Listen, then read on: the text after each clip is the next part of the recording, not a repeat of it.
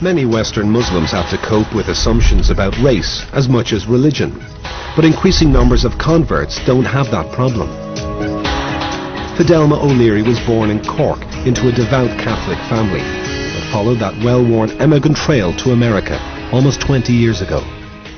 I grew up in a household that prayed the Angelus when the church bells rang, prayed the rosary as a family together almost every evening.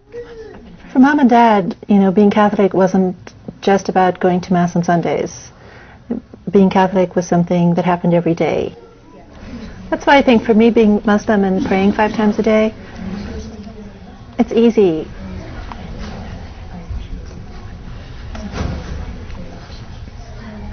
It was a process of becoming disenchanted with the church. I just pulled away from being a traditional Irish Catholic. Today, Fidelma lives in the Texas state capital, Austin, and is professor of biology at St. Edward's University. You find someone poking around inside your nostril, right? They're just worried about you. Okay? A college friend of mine gave me a copy of the Quran. I was pretty darn excited to know that there was actually a religion that was what I believed.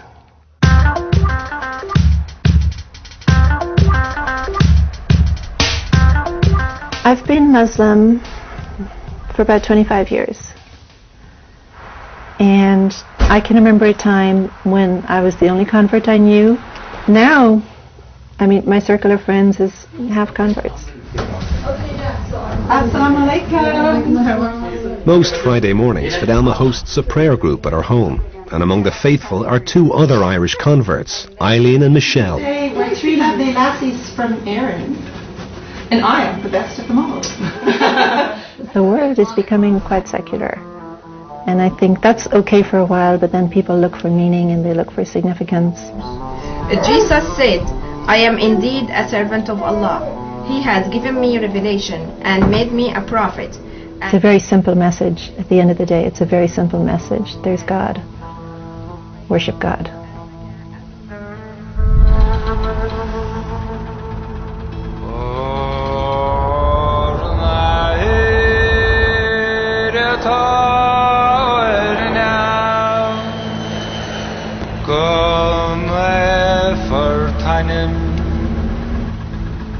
We followed Fidelma and her daughter Sarah back to Cork during the Christmas holidays.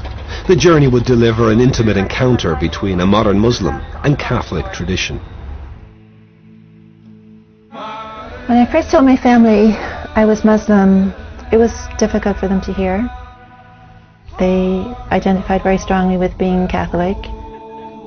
It was hard for them, and they knew nothing about Islam. You talk about misrepresentations of Islam now, well, go back to Ireland in the 70s and it was more harshly misrepresented. I don't think you gave me a kiss. Give me a kiss and a hug for your auntie. What's your favorite auntie?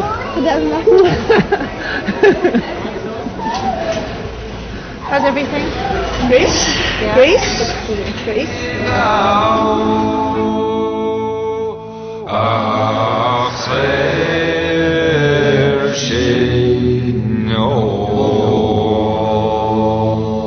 This is the small little part of Cork City that I grew up in as a child.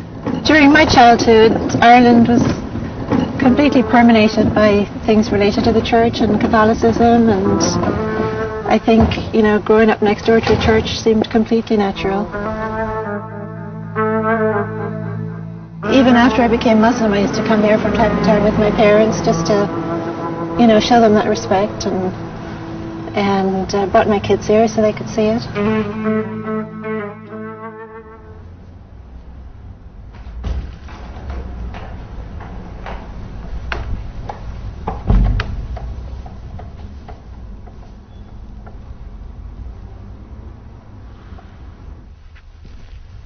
I'm kind of shocked at myself to remember that I used to go and kneel in front of these statues and pray to them.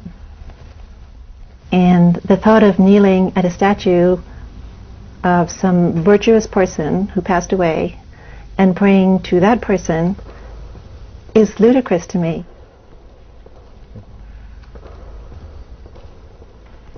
Well, one of the things I loved and still love about Islam is that the relationship with God is direct.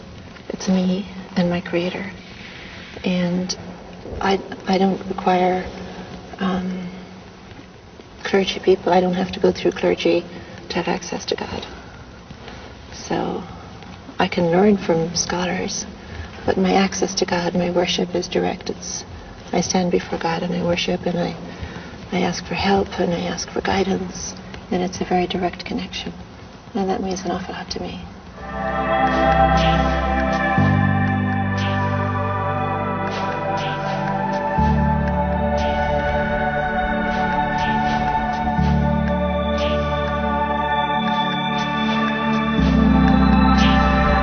What we have in the Quran is we have hints at the magnificence of God.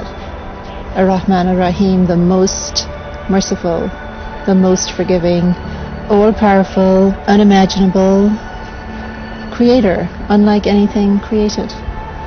So I think it's a human tendency to always try to imagine that God is like something created that we can see or hear or taste or touch, but the creator is nothing like what was created.